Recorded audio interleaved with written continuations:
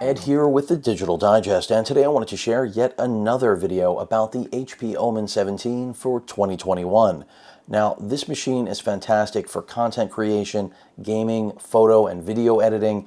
The biggest problem has been availability, and that has all changed today. As you can see, HP has finally brought it back to their store, so you can order this today, right now, at the time of watching this video. Customize it as you please, as opposed to going through a company like Best Buy for the one pre-built that they have that keeps going in and out of stock. Not that that's a bad thing. Availability is availability. But I wanted to walk those of you that are interested in picking one of these up through the customization process. Now, I've included a link to this page in the description. In full disclosure, I am an HP affiliate. You won't pay more for this laptop by going through my link. In fact, I'll try to provide a discount coupon code to get that price down, and all it will do is end up helping support the channel. With that said, let's talk about what's in stock. So at $1509.99, that's US, of course, Windows 10 Home, a Core i5 11th Gen processor, that's a 6-core CPU, an NVIDIA RTX 3060, 16 gigs of RAM, a half terabyte NVMe, and a Full HD 17.3-inch display. Now, bear in mind, the machine I have here has higher end specs. We've got an Intel Core i9 processor. That is the top of the line spec. You don't need that. I'll get to that in a moment. We've got an RTX 3070, 16 gigs of RAM that I just the other day upgraded to 64 gigs of RAM, if you didn't check out that video already. And stock, it came with a 1 terabyte Samsung 980 Pro NVMe Gen 4 drive. I upgraded that to a Sabrent Rocket 4 Plus 4 terabyte, and I threw in a Sabrent 8 terabyte Rocket Q in the secondary slot. So this has become even more of a beast, and so far this is one of the few desktop replacements that truly, in my opinion, does replace a desktop. So let's take a look at these builds. Now, HP gives you, presets: casual gamer, campaign hero, esports, pro.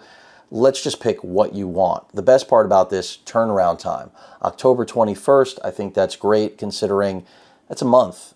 These days, it's really hard to get anything, let alone a custom-built machine like this, in a month's turnaround time. Now, once upon a time before the pandemic, that was average. It no longer is. 4 to 5 months has been the going rate for a lot of manufacturers. So Windows 11 Home is actually going to come stock with pre-orders. So just so you know, even though it was Windows 10 on the splash, it's really not. Now, on the CPU, I mentioned the Core i5. You can see it right there. In fact, I'm going to get you a close-up on this. Let's go in a little bit tighter, and this way you can really see what we're talking about.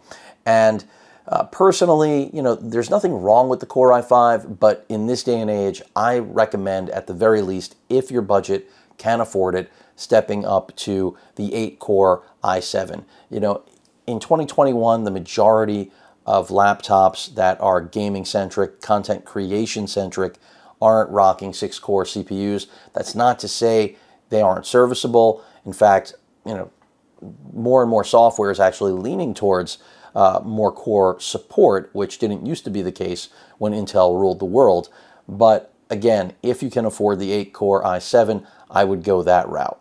Now, the 3060, if you're wondering whether or not that's enough horsepower, because this machine has a 330-watt supply, and that GPU is going to be getting pretty much the max power that the 3060, 3070, or 3080 you can configure this with can work with, the 3060 is still very powerful.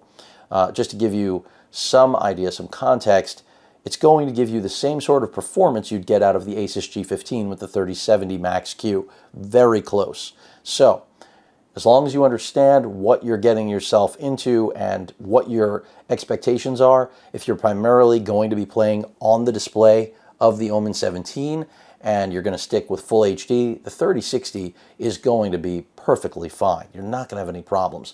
Now, if you plan to do more than that, upgrade the panel to the QHD version like I have here, or you want to do any external gaming, aka on a monitor that's QHD or higher res, that's when you have to start to look at the 3070 or 3080. Now keep in mind that as we step up here to the 3070, we've now made a $240 jump, and in the event you want to take it up another notch, which is the i9 that I have here, you're going up $250. And now this is a price difference that I don't think most of you need. The majority of users, if all you plan to do is game, and even if it's, again, content creation, photo and video editing, the i9 isn't a must. But if you're in that small group that needs the bleeding edge, then the i9 is a worthwhile consideration. Same number of cores, but a little more clock speed. It's not something that I will recommend to the majority of you, because for the extra $250, that's better spent on RAM. It's better spent on a lot of things, an NVMe upgrade, etc. You get the point. So to me, the sweet spot is right there. Of course, if you want the 3080, it's $1,010 more. Now, the 3080, this is the one instance where I can recommend making the jump to the 3080, because unlike every other laptop that I've reviewed this year, this is one of the few machines where the 3080 is actually going to have 16 gigs of RAM and get the power it needs to literally deliver desktop class performance with little to no throttling, and really just give you a desktop in a 6.16 or whatever it is pound package. So those of you that want to game in 4K on everything, you're going to want to go with the 3080. That's the way to do it.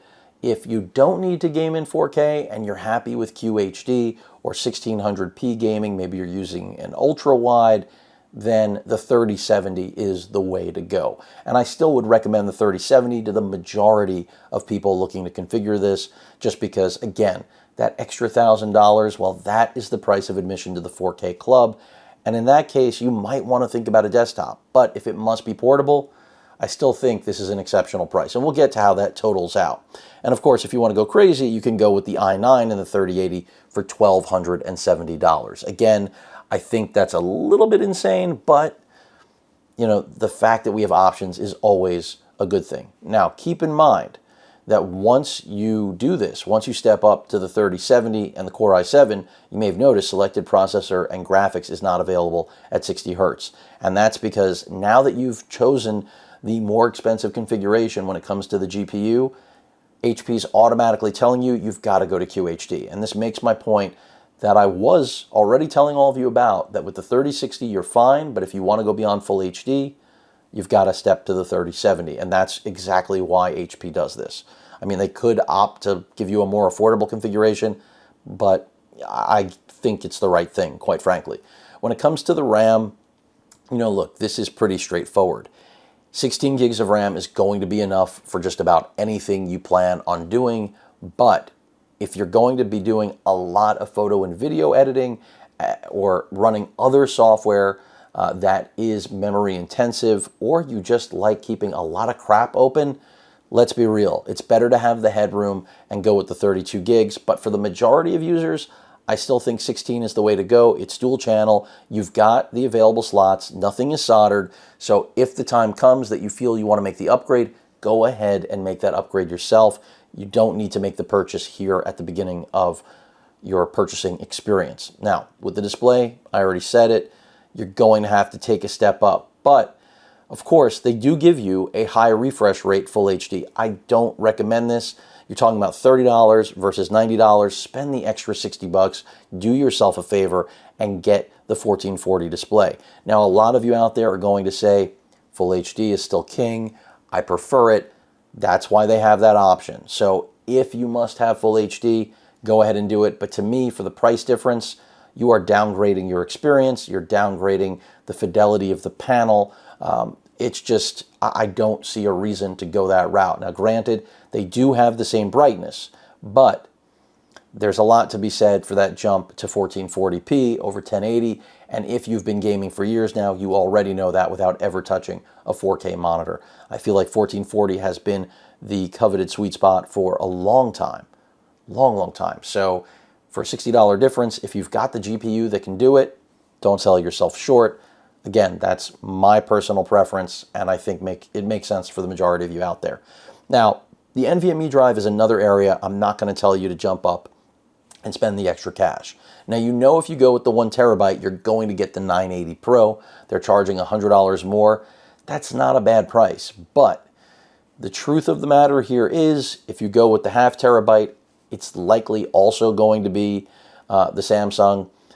You can go with the Intel Optane if you prefer. I prefer the Sammy. Again, I can't tell you 100% that they're going to source Samsung. That's what came as the 1 TB option. So even if you pick that, I can't guarantee that either. Obviously, I don't have, you know, an ability to see into their supply chain. But what I can tell you is that this is very similar to the RAM situation. You know, down the road, if you want to upgrade this NVMe drive, I'm not going to say that this year's prices are going to drop, but next year I absolutely believe that things are going to soften up quite a bit. They already have a good amount. Sabrent is a really good example where you can get quality large storage drives at less expensive price points with all of the performance that Samsung delivers. I mean, so picking up drives, just to give you examples again, this is a Gen 4 Sabrent drive that you can pick up. I've got another one. This is the Refresh Rocket. This is the plus 2 TB, another great drive. And realistically, again, the Sammy that probably will come inside the machine. But this is an area, again, where if you save the money, you're going to probably be able to get what you prefer rather than what HP has to offer. So I would save the money, stick with the 0.5 TB, but know that if you do jump to the 1 TB for the extra $100, you'll likely get that 980 Pro. And if that's enough for you, you're probably never going to upgrade that. Not never, but for quite some time. And you can always get something external. But remember, you've got that secondary NVMe drive. Just be aware, only one is Gen 4. The primary is Gen 4. The secondary is Gen 2. So, but that doesn't matter. You know, if you buy a larger Gen 4 to replace the primary, like I popped in here, of course, they're backwards compatible, so you can just throw this drive in the secondary slot, and you just won't get those Gen 4 speeds, but you'll still get best-in-class Gen 3 speeds. And the difference is negligible in terms of real-world feel. In read-write benchmarking, yeah, they're twice as fast, but in real-world application, it's tough to tell unless you're using very specific software to really get those gains. Now, the warranty service. This is something that, you know, last I checked, HP does refund your money in the event you don't use the warranty. You might want to double check with them. I'm not seeing that here, but that was my understanding of the HP warranty program. The last time that I purchased one, that was the case. So to me, it was an absolute no-brainer. The 3-year, obviously, with accidental, I feel like is going to be the one that most people are going to be prone to go with. In the event you want theft protection, that's a whole nother story, but I'm going to leave this configuration without warranty. Generally, I don't go for warranty protection. You might want to check if your credit card doubles the manufacturer warranty. It may. In that event, you're paying for a warranty for nothing because obviously you've got 1 year with HP and then another year with your credit card. But a lot of credit cards have done away with that, so be aware. Make sure that the credit card you're buying it with, if you do have one in your wallet, purse, etc., has that protection. Use that card. It's worth every penny. If the machine has any sort of problem in the second year, your credit card's going to cover the repair. You know, just basically get HP to give you a quote and you're in business. So, but again, if you don't have that protection and HP does still do what I was mentioning, then it's absolutely worth picking up one of these because you do not want to have the headache down the road. And the prices aren't that bad, quite frankly. But again, I generally stay away from them. On the software side, you know, if you need productivity software, it's there. I would avoid it. That's another thing you can always get. I'm not even going to talk about this. I think HP should drop it altogether, but that's their prerogative. And external drives, you know, if you are one of those people and you need it, you know, you can still get an external DVD burner, but I don't have to tell you that's easily attained elsewhere. Now, the keyboard. A lot of you said to me when I first started reviewing this, it's per key RGB. And I was pretty sure that mine was 4-zone. And the reason I was pretty sure was that the configuration I originally sent, I don't believe the per key RGB was actually available. So, to my dismay, I don't have per key RGB. I have the full-size 4-zone RGB backlit. But here's the good news. It's still a fantastic keyboard. It's still absolutely gaming class. And I personally don't really care about the per key RGB. Now, if you care about the per key RGB, but more importantly, care about the optical switch that I thought I had, but don't, there is that option. Now, is it worth $110 more? For me personally, I'm sticking with the standard keyboard. In fact, I've been using it this whole time. It's really good, so I have no reason to tell you to go for the optical switches with the per key. But if that's what attracts you to this, and several manufacturers are doing this now, it is bleeding edge, again, for a built-in keyboard on a desktop replacement aimed at gaming, then by all means, grab it. I personally say 4 zones is good enough for me, and the keys that you're getting here have great travel. It feels like a gaming keyboard. Granted, it may not have the literal optical switches, but I personally can't tell a difference, and I don't need these to get any louder than they already are. So I'm going to keep it there because I think the majority of you also are not going to say, yeah, for $110, I want that, because realistically, you could ultimately get a nice keyboard and use this in conjunction with a monitor. I don't see why you wouldn't. It does deliver desktop performance. On the networking side, I highly recommend spending the extra 10 bucks and getting the Wi-Fi 6E capable 210 from Intel. The AX201 is perfectly fine, but for $10 more, a little future-proofing, Bluetooth 5.2, I don't see a reason not to spend that $10. So that pretty much rounds it out. We're done. I'm not going to even talk about these accessories. If you need them, you don't need to buy them from HP. We're looking at $1859.99. Now, I think that's a really good price. I think that with a discount code, obviously, it gets better. And I think that it's really close to the performance I have here right now. I mean, the only difference is what I've done with the NVMe drives, the little bit extra clock speed in the i9, which I've already told you, if you need it, you can buy it, but I don't think everyone needs it. 99% do not need it. And when it comes to the GPU, the 3060 you already know, competent, really solid. The 3070 is the sweet spot. And then if you have to game in 4K, 3080 all in. I mean, that's the way to go. So I'm hoping to get one of those to really demo it and prove that, but that in theory is where things should be. You already know where things stand with the display. Absolutely go for the QHD panel. It's part of the new tech that we've got this year, and for that $60 price difference, don't sell yourself short. I mean, why get such a nice laptop and stick to full HD 144 hertz? I think that's cutting a corner that I know is not worth it. Let's put it that way.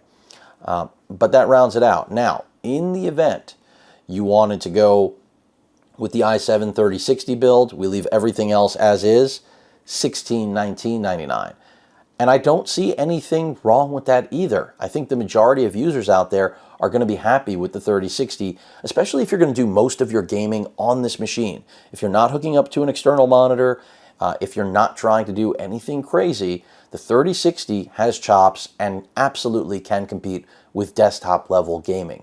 So don't sell it short. Don't dismiss that 3060. There's a reason it's in so many machines.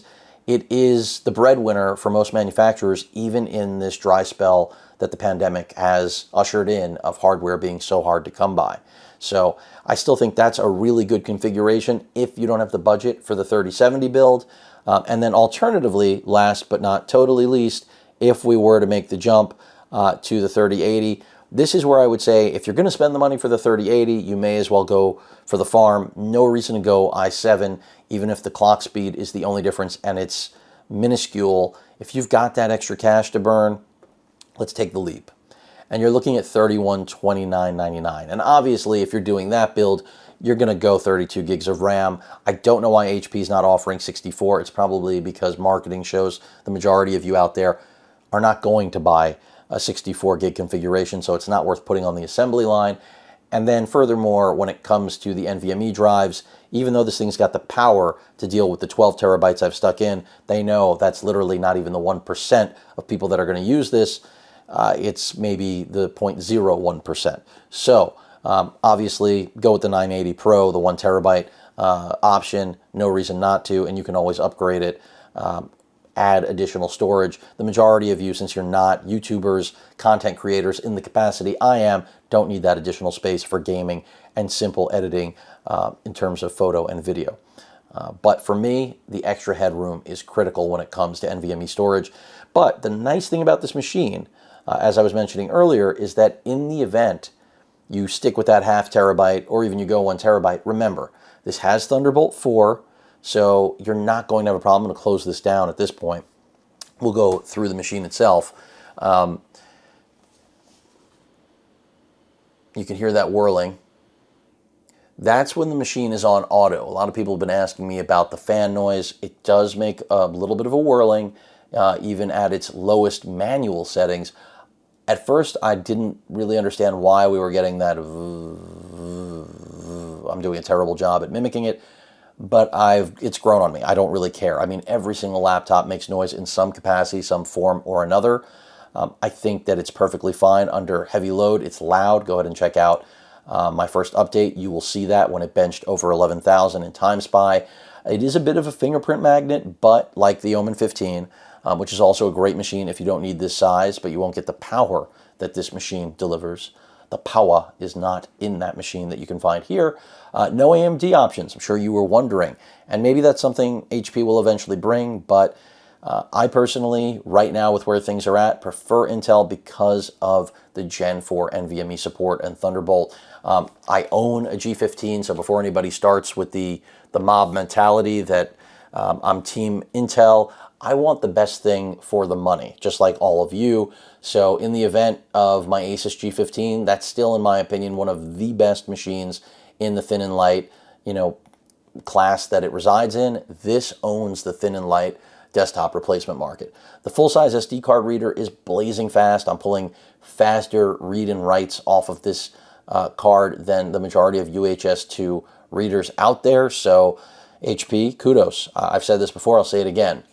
Thunderbolt 4 port does exactly what it should do. It delivers 1.5 gigs of throughput. You can shoot 8K video out of that thing if you want to. I don't see why you would, because you've got an HDMI and a display port, full size on the HDMI, not on the display, obviously, mini, but they work as desired. Type A with power delivery to your device of choice. I wish they gave us power delivery on the Thunderbolt. I wish that we had the ability to trickle charge this. Maybe that's something we see next gen, but we don't have it. Ethernet and the power port. I know I didn't bring out the giant brick, but that's another thing I've featured in other videos. Easy to disassemble. The ventilation and cooling on this is great. You're going to want to use a stand just to give it the clearance that it needs. But HP did a really nice job on this. I think it's much nicer than the OMEN of last year, no question about it. Another 2 Type A ports. Some people have said they wish that this ventilation wasn't here because they're going to plug in their mouse and then it's going to vent on them. But how close do you have to be to this with the mouse to really be vented on? Which sounds weird when I say that out loud, but you know what I mean. For this to blow on your hand, I mean, realistically speaking, grab a mouse that I have right here, my Logitech G502. It's like, realistically, this would be where the mouse would be. The vent is over here, and this is wireless, but we can pretend for the moment it's wired. I would never have my mouse over here, but I guess it really all depends on how you work, right? I mean, that's what it comes down to. Of course, you can easily open this one-handed. It's a brick. You're not going to have a problem. Speakers are solid. They're not amazing. Build quality is good. The only downside, again, is the fingerprint magnet. So have a microfiber ready to go. But it's time, folks. This video was longer than I aimed, but the OMEN 17 is a beast. It's finally available. And for all of you that have been watching my coverage, I'm glad you can finally get one, because if there's one thing that I hate doing, unless I get a product pre-launch, which is rare, it happens, I don't like covering things that you guys and gals out there, boys and girls, start commenting saying, I can't get that, Ed. Well, this is great that you're reviewing it and you like it, but this is just, vaporware. Well, it's not vaporware anymore. So you can pick this up now. I don't know how long it's going to be there, so Keep in mind, if you do buy it and, direct from HP and there isn't something physically wrong with it, a manufacturer's defect, they do have a restocking fee. So be aware of that. I'll be the first to tell you that. On the flip side, if you know this is what you want, and I think you'll be happy with it, I mean, the only thing that is a downside is battery life, and that's par for the course when it comes to a beast like this. As long as you understand that, I don't think you can go wrong, especially if you're going with the i7 3060 build. I mean, to me, I would take that over desktops in that price range in a heartbeat. You can take this with you. That's why HP's marketing with this is leave your desk behind or something like that, and it makes perfect sense. HP's doing a lot of great things, a lot of exciting stuff coming down the pipe soon from HP that I'll be sharing with you. New, not really Omen stuff, but we've got new Spectre stuff, hopefully a new 34-inch all-in-one that I'll be able to share with all of you. So some interesting stuff is on the way that looks quite tasty. Any questions or comments, please feel free to post them. Hit that like button, and as usual, please feel free to subscribe, and please stay safe. Later.